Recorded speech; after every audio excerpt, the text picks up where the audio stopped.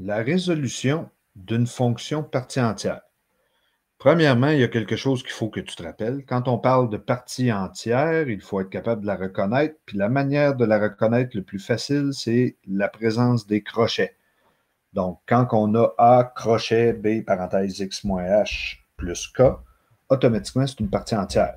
Donc, la partie entière, je te rappelle, c'est quand le dessin ou le graphique te donne un genre d'escalier avec des points ouverts, points fermés comme ceci.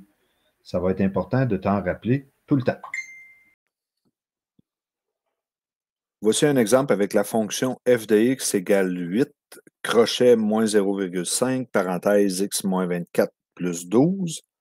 Premièrement, il y a de quoi que je veux te rappeler, c'est que les crochets veulent dire l'entier inférieur ou égal à. Ça va être très important de t'en rappeler. Deuxième chose, on va vouloir calculer F15. Qu'est-ce que ça veut dire F15? Ça veut dire que x est égal à 15 et y vaut combien? Donc, on va se trouver à remplacer le x par 15 et chercher la valeur de y. Qu'est-ce qu'on va faire? On va remplacer le x par 15 comme ceci et on va calculer la valeur seulement du crochet. Donc, juste ici, là, moins 0,5 fois parenthèse 15 moins 24. Tu peux prendre la calculatrice pour le faire et on arrive à 4,5. Mais là, il faut que tu te rappelles qu'est-ce que ça veut dire les crochets. Ça veut dire l'entier inférieur ou égal à. C'est quoi l'entier ou inférieur ou égal à 4,5? C'est 4. On va donc être obligé de faire 8 fois 4 plus 12. 8 fois 4, 32. 32 plus 12, 44. Donc, la valeur de F15, ça donne 44. Je te donne deux autres exemples pour être sûr que c'est bien compris. Nous, on a F22 qui est ici, F22,2. Même chose. On va remplacer le X par 22,2. On va prendre notre calculatrice pour calculer seulement ce crochet-là. Donc, moins 0,5 fois 22,2 moins 24. Ça nous donne 0,9. Et l'entier inférieur ou égal à 0,9, ben, c'est 0. On se trouve donc à faire 8 fois 0 plus 12. 12. Ça veut dire que F22,2 est égal à 12. Troisième et dernier exemple pour ça. Nous, on veut connaître la valeur de F32,25. Même chose. On remplace ça. On calcule la valeur du crochet qui est ici. Fait que là, c'est à toi à faire attention quand tu pitonnes sur ta calculatrice. Ça te donne moins 4,125.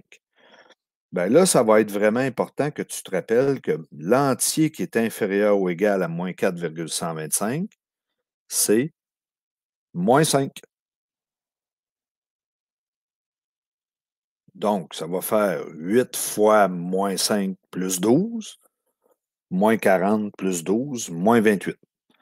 Ça va être le plus important à faire attention, là. Donc, souvent, c'est le genre d'erreur que je vois. Moins 4,125 donne moins 5. Cette fois-ci, on va utiliser la fonction f de x égale moins 50, crochet 0,01, parenthèse x moins 250 plus 300. Cet exemple-ci est un peu différent parce que cette fois-ci, je vais vouloir calculer f de x égale 200.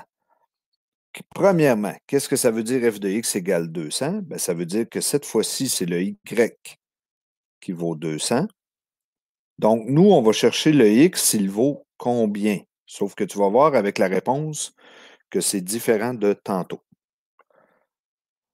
Premièrement, ce que je te suggère de faire dans un numéro comme ceci, c'est de tracer le graphique qui est associé à cette fonction-là.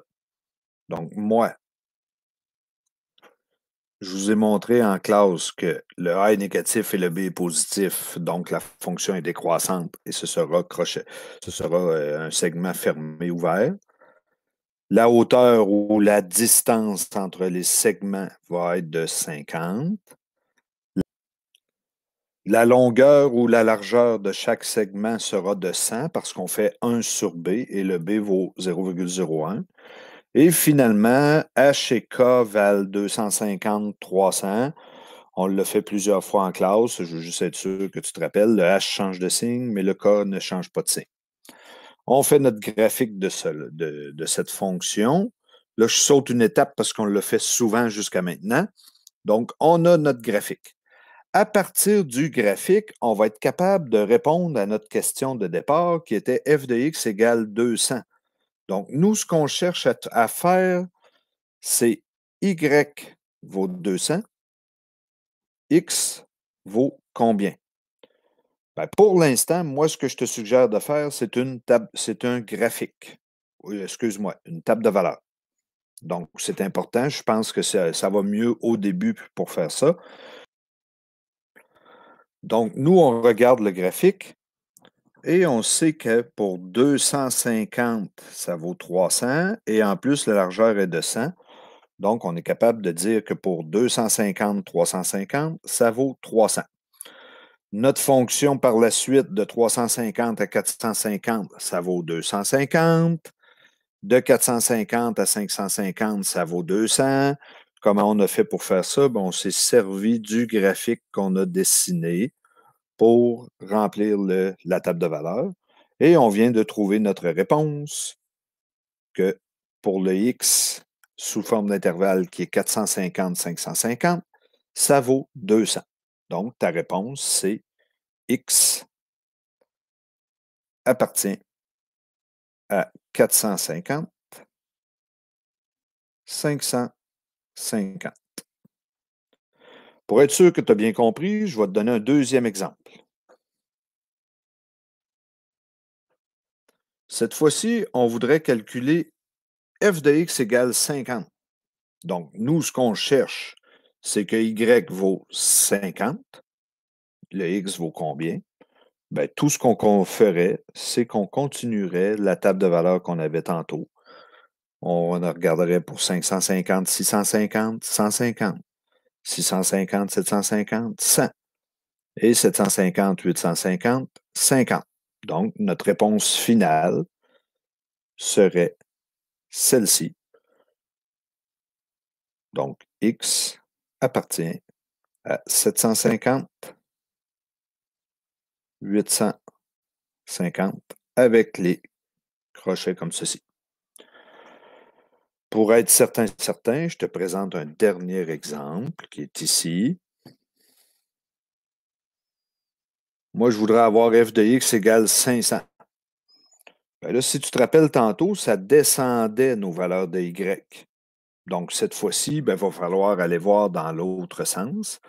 Au lieu de faire 250, 350, 350, 450, on va aller dans l'autre sens. On va faire 150, 250, ça vaut 350.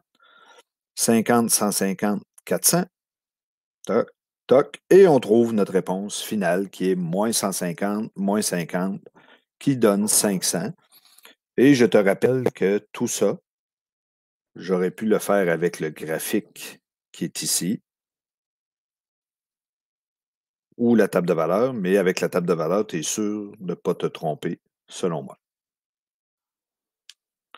Donc, pour terminer, juste pour te rappeler comment résoudre une fonction partie entière, tu as deux choix.